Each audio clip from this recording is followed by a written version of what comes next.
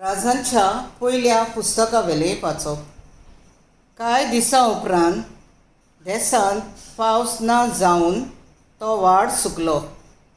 तेन्ना सरेस्पराचें उतर इलिजाच्या कानार सादलें, उठ आनी सिदोनाच्या जारेफात शारांत वच आनी थंय राव.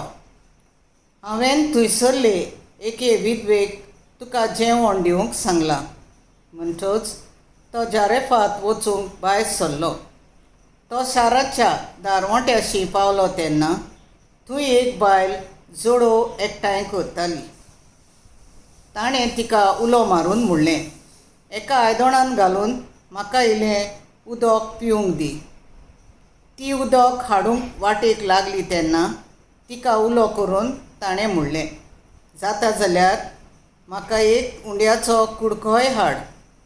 पूण तिणें जबाब दिलो, सरेस्परा जिव्या देवाच्या नांवान तुका सांगता, म्हजे लागीं उंडो ना, पूण दोणांत फकत मूठभर पीठ आसा आनी आयदोणांत इल्लें तेल.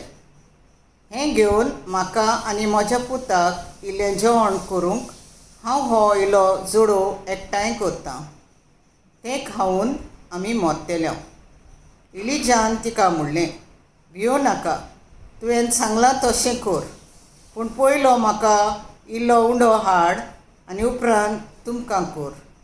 कित्याक सरेस्पर इस्रायेलाचो देव अशें उलयता, आखे पृथ्वीर सरेस्परा पावस धाडी पर्यंत दोणांत पीठ उणें जावचें ना आनी तेलाचें आयदोण रितें उरचें ना. ती बायल गेली आनी इलिजान सांगलोलें तशें तिणें केलें.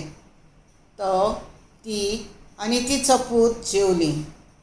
इलिजा उदेशी सांगलोलें तशें दोणांत पीठ उणें जावंक ना म्हूण आयदोणांत तेलूय सोंपूंक ना.